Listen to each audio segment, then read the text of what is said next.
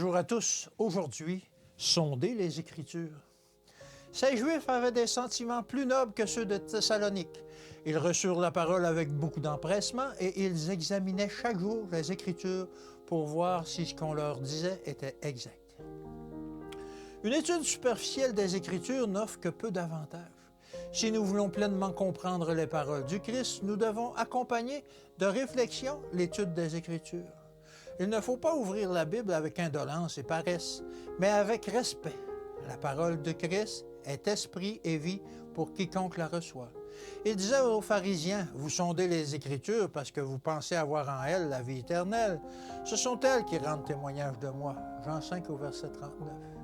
Ils étudiaient les Écritures à la recherche de preuves de la venue du Christ, regroupant tous les textes concernant la façon dont, à leur avis, ils allaient venir, alors qu'ils se trouvaient au milieu d'eux, mais ils ne le discernaient pas par la foi.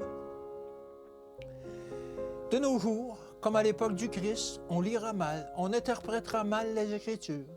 Si les Juifs avaient étudié les Écritures d'un cœur fervent et humble dans la prière, leur recherche aurait été récompensée par une connaissance authentique du moment, et non seulement du moment, mais aussi de la manière dont le Christ devait apparaître pour la première fois.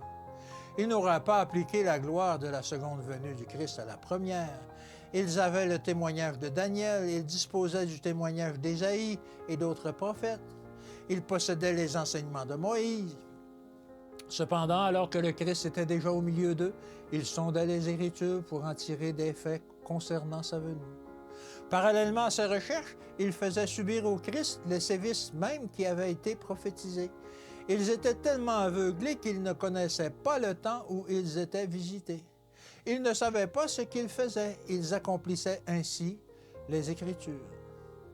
Beaucoup agissent de même aujourd'hui parce qu'ils n'ont aucune expérience du message déterminant contenu dans la proclamation du premier, du second et du troisième ange.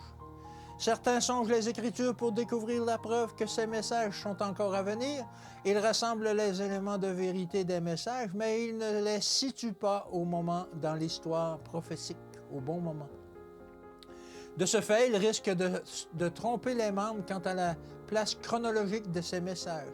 Ils ne discernent ni ne comprennent les temps et la fin. Ils ne savent pas où placer les messages. La sentinelle doit savoir où en est la nuit. Tout est maintenant enveloppé d'une solennité que quiconque croit en la vérité devrait percevoir et ressentir. Toutes les petites choses de la vie ne sont plus qu'un atome de poussière. Celles qui concernent l'éternité sont d'une grande importance. Que Dieu vous bénisse et qu'il vous garde aujourd'hui et à demain.